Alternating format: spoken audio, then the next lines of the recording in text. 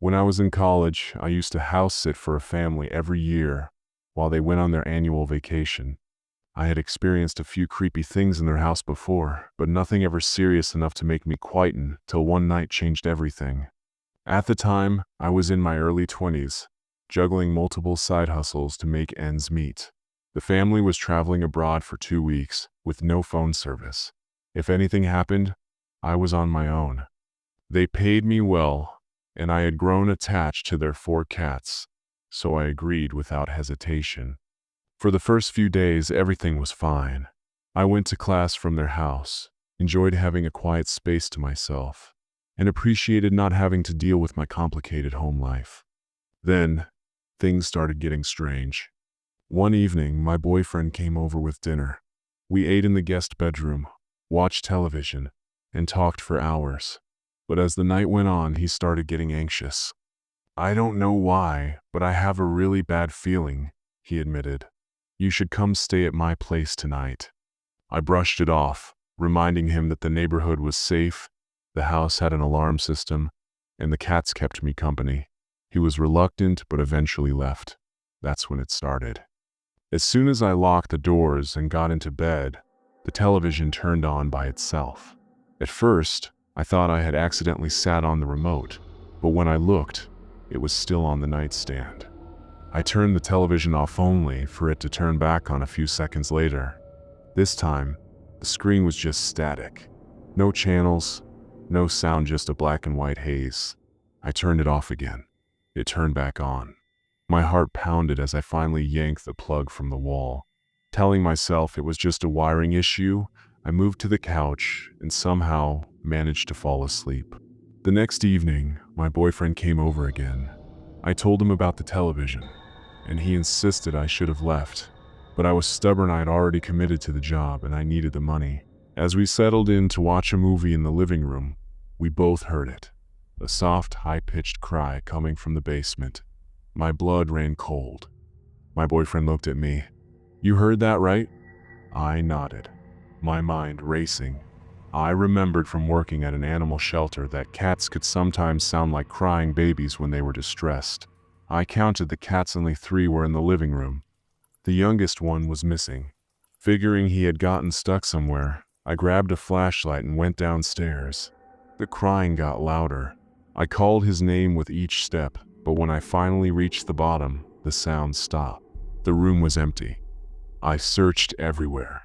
Under the couch, behind the furniture, in the spare room, no cat. That's when I heard rapid footsteps behind me, like someone running up the stairs.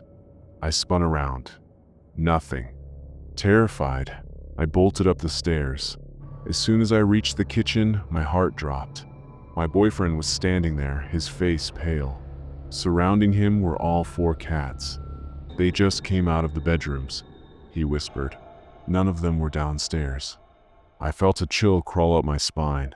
I grabbed my things and left without looking back. For the rest of the week, I only returned once a day to feed the cats and clean the litter box. I didn't care about sticking to their feeding schedule. I just wanted to get through the last few days without another encounter. When the family returned, I left their key in the usual hiding spot, sent them a polite thank you message, and told them I wouldn't be house sitting again.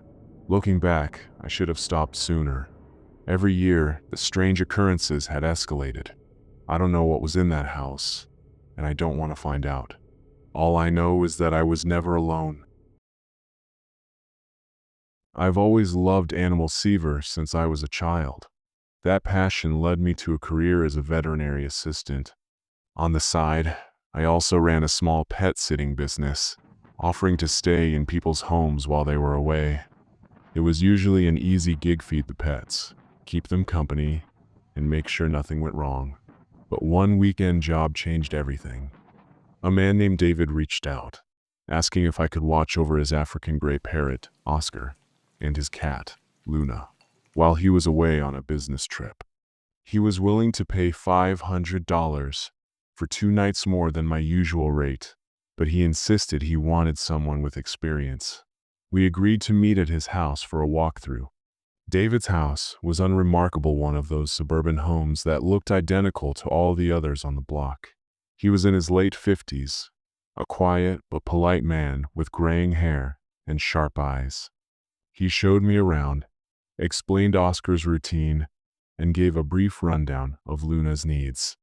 Before leaving, he made one odd request. Please don't go into the basement. I didn't ask why. Homeowners had boundaries, and I respected them. That first night was uneventful. I fed the pets, watched some television, and settled into the guest room. But around 2 a.m., a noise woke me, a strange rhythmic creaking sound. At first, I thought it was Luna, scratching at something. But when I stepped into the hallway, I realized the sound wasn't coming from inside the house. It was coming from beneath it. The basement. I froze, heart pounding. Maybe it was pipes shifting, or just the house settling. I convinced myself it wasn't worth checking out and went back to bed. The next evening, while I was watching television, Oscar suddenly spoke. He's watching. I turned to the parrot, my stomach tightening. What did you say? He's watching, Oscar repeated in a flat, emotionless tone. I tried to shake it off. Parrots mimic what they hear, after all. Maybe David had been watching television and Oscar picked up a line from a show. Still, an uneasy feeling settled over me. Later that night, I woke up to a sound much closer, this time the creak of my bedroom door moving. My pulse spiked. I had left it slightly ajar, but now it was wide open. Then, soft footsteps in the hallway. Someone was inside the house. I held my breath, straining to hear. A whisper, faint, indistinct. It was coming from downstairs. My hands trembled as I reached for my phone and turned on the flashlight. The hallway was empty, but I saw something that made my blood turn to ice. The basement door was open. I knew for a fact it had been locked earlier. Something moved in the darkness below. A shuffling sound.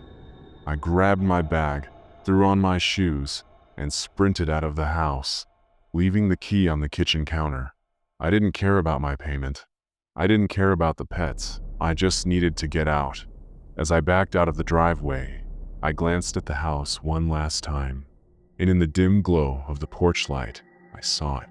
A tall, shadowy figure standing at the basement window, watching me. David texted me the next morning, apologizing for any disturbances. He claimed his brother had unexpectedly come to stay for the weekend. But I knew the truth. There was no brother. And whatever was in that basement, it was never supposed to be let out.